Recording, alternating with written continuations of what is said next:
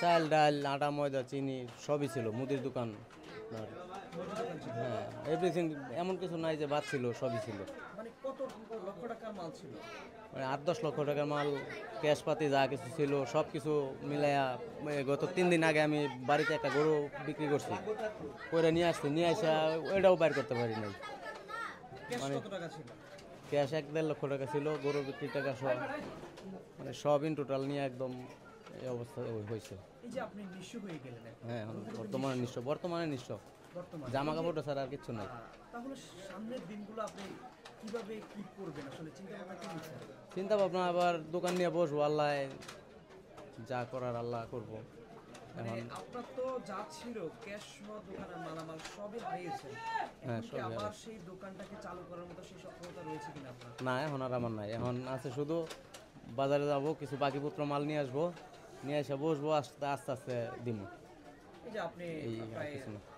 12-13 লাখ টাকার মালামাল আপনি হারিয়েছেন, সরকারের কাছে কোনো চাওয়ার আছে কিনা আপনার? সরকার যদি সনজরে দেখে তাহলে কিছু করবো, আর যদি না করে তাহলে তো এটা আল্লাহর ইচ্ছা। না, সরকার এই যে আপনাদের এত ক্ষতি হয়েছে, সরকারকে আসলে করা উচিত কিনা? হ্যাঁ, সরকারের তো অবশ্যই করার উচিত। সরকার না করলে আমরা গরিব মানুষ, আমরা তো আর এরকমই না, আমরা ভাড়াটিয়া, এই জায়গায় থাকি, দোকানও ভাড়া, রুম ভাড়া। এই মাস শেষ হয়ে গেছে গা, এই মাসটা শেষ হইলেই দিতে হইব, পড়ছে এরপরেও দিতে হইব, কারেন্ট বিল পড়ছে এরপরেও আমাদের কারেন্ট বিল দিতে হইব। এখন এরকম না যে মনে করেন আমরা ওই এই জায়গার বাড়িওয়ালা না, ভাড়াটিয়া, দোকানও ভাড়া, রুমও ভাড়া, কারেন্ট এটাও সব ভাড়া, এনে কোনো কিছু না, এনে সব। আপনি কি এই বাড়িতে থাকতেন, এই জায়গায় থাকতেন? হ্যাঁ, আমি ওই বাড়ির দোতলায় থাকতাম, ওটা পড়ছে, এই দোকান পড়ছে। যেখানে থাকতেন ওইটাও পড়ে গেছে? হ্যাঁ, ওটা পড়ছে, সবই পড়ে গেছে। সব রাতে কিছু নাই। কোথায় ছিলেন? রাত্রে কিছু ছিল আত্মীয়র বাসায়, মহিলারা, আর আমরা ছিলাম রাস্তায়। আচ্ছা, এখনো ঘুমান নাই? নাই, এখনো ঘুমাইনি। এখন এগুলো পরিষ্কার করব, পরিষ্কার করার পরে দেখি কী করা যায়, চিন্তা ভাবনা কইরা যদি আল্লাহ কিছু করায় তাহলে করবো আর কি। আচ্ছা, আপনারা কি এখন পর্যন্ত কি জানতে পারছেন কিনা যে আসলে এই যে অগ্নিকাণ্ড ঘটনা হয়েছে এটা কিভাবে হলো? না, এটা জানতে পারি নাই, কিন্তু আমরা এই জায়গা থেকেই দেখছি, যখন লাগছে পাশে থেকে আগুন ফার্স্টেই লাগছে দেখছি, এখন কিসে থেকে লাগছে কিভাবে সেটা জানি না ভাই। মানে এটার জন্য যে অগ্নিকাণ্ড ঘটনা হয়েছে এটা কি আসলে কাউকে দায়বার করেন কিনা বা কারো কারণ হয়েছে কিনা?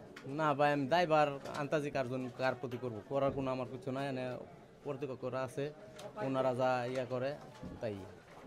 এটা হলো ভাগ্যের উপরে ভাই, এটা তো আর আমাদের কোনো হাত নাই, ভাগ্যে ছিল এরকম, হয়েছে এরকম।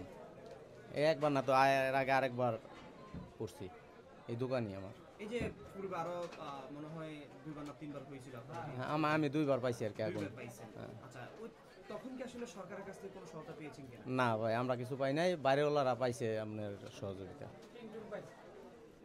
আচ্ছা, আপনি দোকানদার হিসেবে আপনি আপনার দোকানের যে মালামাল ক্ষতি হয়েছে হ্যাঁ, এই ক্ষতির জন্য কি চান? মানে আমার সরকারে মনে করেন এখন, সরকার ভালো মনে কইরা যা করবে আমরা তাতেই খুশি, এবং কি ভালো চাইবো আর কি।